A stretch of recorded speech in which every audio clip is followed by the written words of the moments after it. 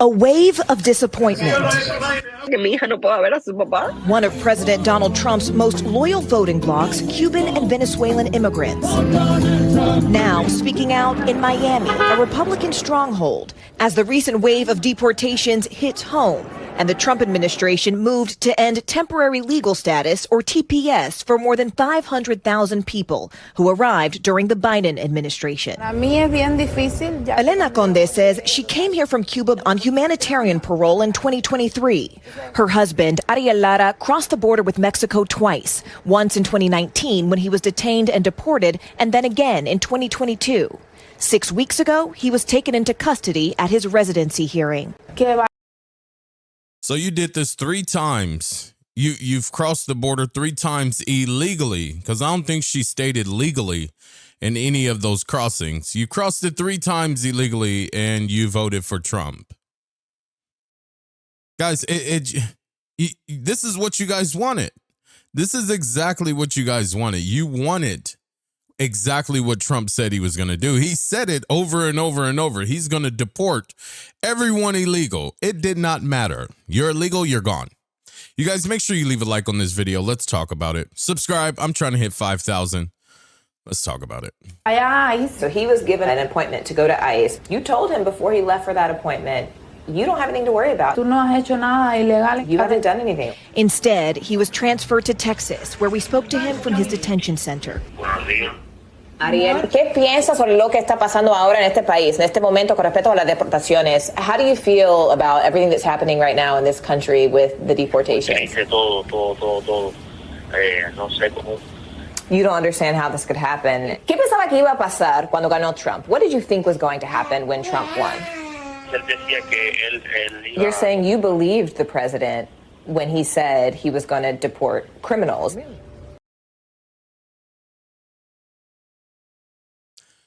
Last time I checked, illegally crossing the border is a crime.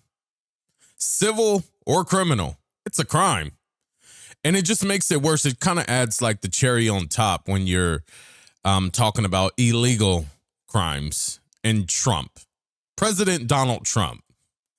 It's funny. It's funny. And I hate to say it, it's like, you know, we told you so. Most people told you so. But to be honest, most people told you to your face during the rallies that they are going to deport you. I don't know what all the hoop and hollering is about right now. If someone can educate me, please, because yes, I know there's collateral damage. I know that, you know, they may be going after one target, but then they take 3 other people because they're all illegal. But the bottom line is that they're illegal. From what I can fathom, the bottom line is that they're illegal. Trump said he was going to do this, guys. It's not a surprise. He said he was going to do this. Now, as in the nature of how he said he was going to do it, no one knew. No one knew. All they knew was he was going to deport the crime, the criminals, the sex assailants, the drug dealers, the cartel, the animal eaters. Yeah, he said all of this. And you voted for him. Yeah. I don't think anyone can save you guys from this, unfortunately. But to be honest, illegal is illegal. It is what it is. And you voted for him. Now, Elena is left behind with her daughter, 7-month-old son, and Ariel's 70-year-old grandmother, who has been a U.S. citizen for years. Together, facing a reality they never imagined. Toda mi familia votó por Trump. Your whole family voted for Trump. Lo apoyaba a Trump durante su campaña. Did you support him? Yo estoy fuera. You're outside of it. You can't vote. Pero te sientes decepcionada. Do you feel disappointed, deceived? Engañada. Me siento mal porque sé que ellos creían en él. You feel bad because the rest of them believed in him. It's a concern Democratic strategists are capitalizing on, with billboards like these calling Republican lawmakers traitors. Still, here in Florida, Trump won almost 70% of the Cuban American vote in 2024, along with 61% of Doral, home to the largest Venezuelan American population in the U.S. They used us. Adelis Ferro is the co-founder and executive director of the Venezuelan American Caucus. How is the Venezuelan community feeling right now? I could sum it up for you guys. He didn't use you. You guys rallied up. I will vote for Donald Trump. You guys rallied up for this. You guys rallied up for this. It's not a fact of he used you for a vote. No, he didn't push the pen for you. You did the pen stroke. You colored in that little dotted line, you know? And this is what comes out of it. Now, the crazy part, like I said earlier, is President Donald Trump said he was going to do this. He literally said he was going to deport you guys. He literally said this. I mean, you guys know how hell-bent Trump can be off of things, right? And especially when it comes to other countries, let's just put it like that. Especially in that sense of regard. You guys know how he is. I mean, he built a major border wall that I get to watch and see every single time I drive to California. I get to see it. And it's just there. I mean, big old Donald Trump sign on it, but it's just there. I don't know how much it's deflecting, but it's there. But you guys, it's you voted for him in.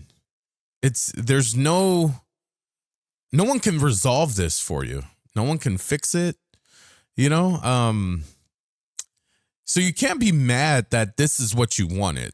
And then, like they say, they feel betrayed because he said he was going after criminals. Well, what about your cousins, you know, uncles, aunties, fresh to America, and they stole makeup from Walgreens or makeup from Walmart, and they got a crime on their name.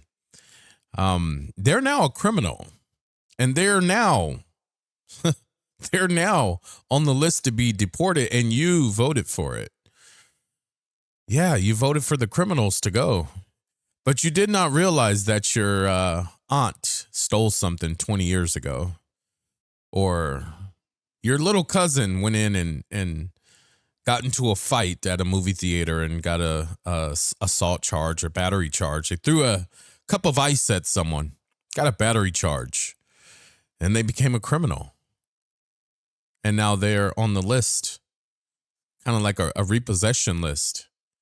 Guys, it's sad. I don't like how it's being done.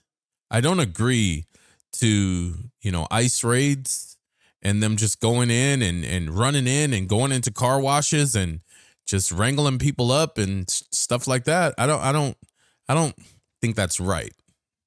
But at the same time, if you look at the Latin community vote, this is what you guys voted for. So how can I feel bad for something that you guys didn't even give a damn about? You didn't care. You just didn't want Kamala Harris as a president. I don't know if it's a colorist thing. I don't know because of her policies. I don't know because they had Megan Thee Stallion up there twerking. Yeah. Guys, I think we need a whole new political party nowadays. I think we need a whole new political party. I'm not standing on Democrat. I'm not standing on Republican. I stand on what's right. That's my choice, right? But if you were to pick the worst of the two, I don't think this deportation thing would be in effect right now. But also, I do think there should be a proper way of legalization in America. You can't just come over here. We'll continue. Especially in the context of these deportations. Desperate, terrified. There are people with mental health issues. There are people with panic attacks, anxiety attacks. They rather to die than go back to Venezuela, and then people have to stop. People are talking about taking their lives. I have those messages. Because the situation Because here of the situation. They rather so to take their own lives, yes, than go back to Venezuela.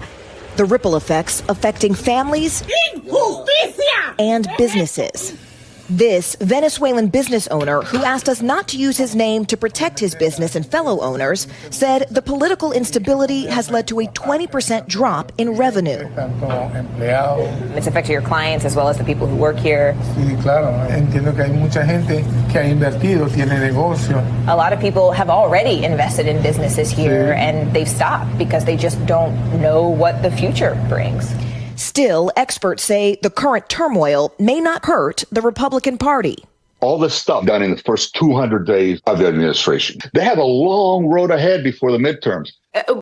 Guys, it's not going to hurt the Republican Party. It's not going to hurt the Republican Party. It's just you kind of got bamboozled, but it's not a way of Trump schemed you, because this is what he said he was going to do. This is not a scam behind the presidency. This is not, it's far from a scam, you guys. This is something that he preached over and over and over what he would do. You guys, that's kind of what happens when you F around and you find out. Yeah.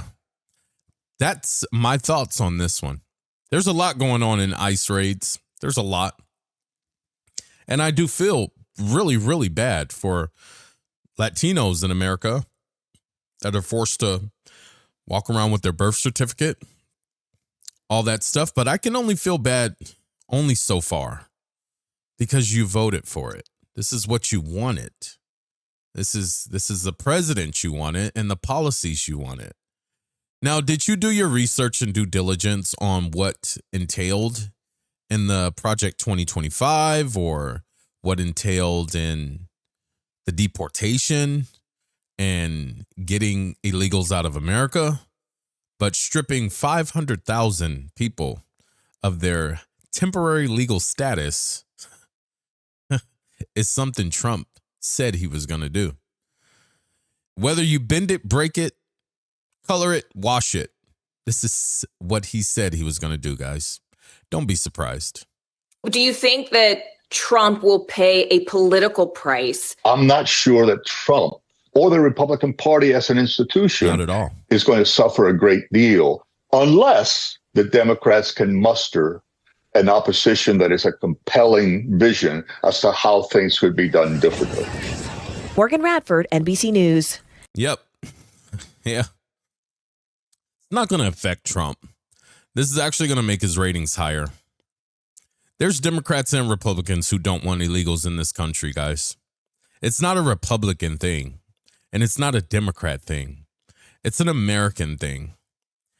It's like me. If I was to go to Mexico illegally, just cross the border and go over there and live, or not just one, let's just say 500,000 of me's went over to Mexico to live, temporary legal status.